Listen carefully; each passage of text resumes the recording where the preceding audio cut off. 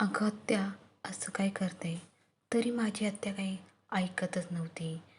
नमस्कार मंडळी, मी तुमची लाडकी प्रिया. आजची कथा सांगणार आहे ती प्रवीणची आहे. प्रवीण हा 25 ते 26 वर्षाचा तरुण होता. तो काही कारणांमुळं आत्याच्या गावाला गेला होता. आत्ता माझं नाव प्रवीण. मी सुट्ट्या लागल्या कामाच्या की मी आत्याच्या गावी जायचो. मला आत्याच्या गावाला जायला खूप आवडायचं. कारण आत्या ही मला सगळ्यात जास्त जीव लावायची व सुट्ट्या म्हटलं की मी आत्याकडं गेल्याशिवाय काही राहतच नव्हतो. मी तिथे गेल्यावर आत्या मला खूप जीव लावायचे. कारण मी तिचा एकच वाचा होतो. आत्या तशी खूपच छान होती. दिसायलाही खूप देखणी. मी आता लग्नाच्या वयात आलो होतो. मग आत्या मला मस्करीमध्ये विचारत होती, प्रवीण काय लग्न विचार आहे का नाही करायचा? हो का आत्या, करायचे. पण मुलगी अगदी तुझ्यासारखीच देखणी पाहिजे बरं का. सावळी नको, तुझ्यासारखेच गोरी दुधाच्या साईसारखी. आत्याला मी असं बोलल्यावर आत्याचा चेहरा खूपच टवटवीत झाला होता. मी समजून गेलो त्याला आपण स्तुती केलेली खूपच आवडली आहे. मी आत्याला असंच स्तुती करत राहिलो. आता संध्याकाळची वेळ झाली. आत्या मला बोलली, प्रवीण जेवण वगैरे बनवलं आहे, चल जेवण करून घेऊ. आम्ही जेवलो व मी, आत्या आज मामा घरी नाही येणार का? अरे नाही, त्यांना खूप कामं असतात, त्यांना आज यायला जमणार नाही. मला जे हवं होतं ते आत्ता होणार होतं. लहानपणापासून मी आत्याला खूप वेळा आशावसत पाहिलं होतं का ते नाही पाहिलं पाहिजे. पण मला आत्याला बघून खूप आनंद व्हायचा. मग मी आत्या जेव्हा आमच्या घरी यायची तेव्हा मी त्याला चोरून चोरून बघायचो. कदाचित आत्याच्याही हे चांगलं लक्षात आलं असेल, पण आत्या मुद्दामच मला दाखवायची. आत्ता जेवण वगैरे होऊन झालं. मी हॉलमध्ये टी व्ही बघत बसलो तेव्हा आत्या बोलते, प्रवीण बस, मी जरा फ्रेश होऊन येते. आत्या आतमध्ये जातात छानपैकी नाईटी घातली होती. ती नाईटी तिच्या अंगाला भरगच्च चिपकलेली होती. तिचे ते बघून मी तिथेच घायाळ झालो. असं वाटलं आत्ता आत्याला जाऊन चिपकावा, पण नाही, असं नाही करू शकत. मी माझ्या मनाला सांगितलं. काही वेळाने आत्या माझ्यापाशी येऊन बसली. काय झालं प्रवीण, असा काय बघतो? आत्या तू खूप छान दिसते.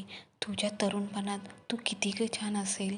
अरे मी कॉलेजला असताना माझे फ्रेंड आणि माझे सर लोक माझ्या वेडेच व्हायचे. मी हे सगळं ऐकून, आत्या तुला एक सांगू का गं, मी पण तुझ्यासाठी खूपच वेडा झालो आहे. मला तू खरंच खूप आवडते. माझी इच्छा आहे की मला तुझ्यासारखीच बायको भेटावा. अरे बायको भेटायच्या आधी तुझ्या आत्याला नाही का खुश करणार? मी असं ऐकताच, आत्या खरंच का गं, तुझ्या मनात पण जे माझ्या मनात चालू आहे तेच तुझ्या मनात चालू आहे? अरे हो, तुला बघताक्षणी मी ओळखलं होतं. किती वेळा तू मला चोरून चोरून बघायचा. माझ्या लक्षात आलं होतं की आता प्रवीण मोठा होत चालला आहे. आता वेळ आले की त्याला ती गोष्ट शिकवायची. मी आत्याचं हे सगळं बोलणं ऐकून शॉक झालो. का रे प्रवीण, तुला नको का हे सगळं? नाही का आत्या, मला तर खरंच हवं. पण मी हे सगळं असं ऐकल्यानंतर मला खरंच विचारच पडला की माझी आत्या माझ्याशी असं बोलते का? नको.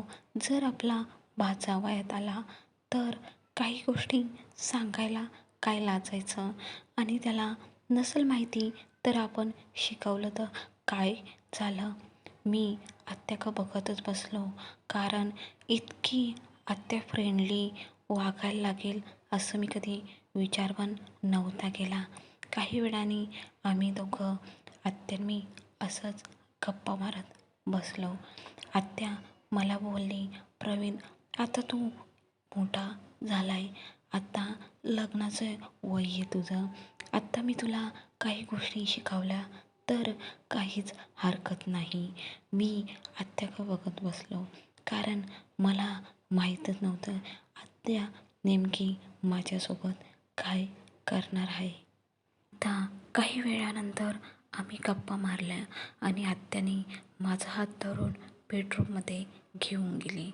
बेडरूममध्ये जाताच माझ्या समोर माझी आत्या नाईटीमध्ये इतकी छान दिसत होती, जणू अप्सराच. मला मला तिला बघून वेडच लागायचं बाकी राहिलं होतं. आत्याचे ते मोठमोठे मांसाचे गोळे बघून मी येडाच झालो. आत्याने मला जवळ घेऊन चांगलंच रसपान करायला सांगितलं. मी एका हाताने घेऊन पिळत होतं, तर दुसऱ्या हाताने रसपान करत होतो. आत्याचे हावभाव काही वेगळेच झाले होते. मी आत्याकडं बघून अजून चांगलंच जोरजोरात रस पेत होतो. आत्या कसं तरी करत होती. माझ्या केसांमध्ये हात घालून डोकं चोळत होती आणि प्रवीण असंच करणं खूप छान वाटतंय. मग मी अजूनच जोशमध्ये येऊन आत्यासोबत मस्ती करायला लागलो. आत्याचे मांसाच्या गोळाचा चांगला रसपान केला. आता काही वेळानंतर आत्याला जास्त जोश आला. आत्याने मला साईडला बसवलं आणि पटकन मोठी कॅडबरी तोंडात घेऊन कचाकच खायला लागली. आत्या इतकी जोशमध्ये खात होती, जणू माझं आता सगळंच बाहेर यायचं बाकी राहिलं होतं. मला एवढं गरम करून दिलं की मला आता काही राहवतच नव्हतं.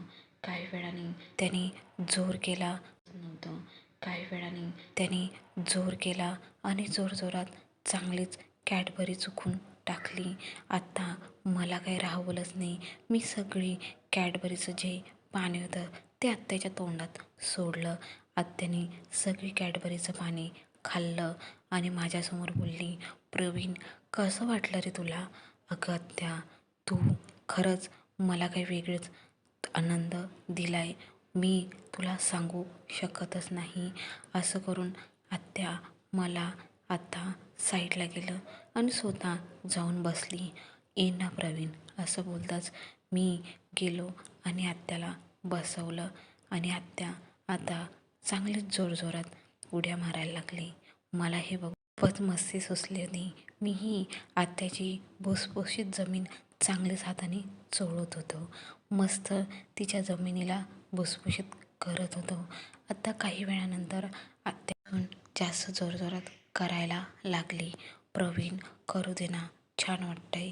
आत्ता माझंही सगळं पिचकारी उडणार होती आणि काही वेळानंतर माझी सगळी आत्याच्या अंगावर पिचकारी उडाली. आत्याने सगळी चांगलीच चुकून घेतली आणि सगळं चाटून चुटून घेतल्यानंतर माझ्याकडं आत्या बघायला लागली. प्रवीण कसं वाटलं? आत्या खरं सांगू तर आज तुम्हाला खूप छान गोष्ट दिली आहे आणि ती मी नेहमी लक्षात ठेवल, असं बोलून मी आत्याला मिठीत घेतलं आणि काही वेळ आत्याच्या कुशीमध्ये झोपी गेलो. तुम्हाला जर ही कथा आवडली असेल तर लाईक करा, शेअर करा, सबस्क्राईब करायला विसरू नका तुमच्या प्रियच्या चॅनलला.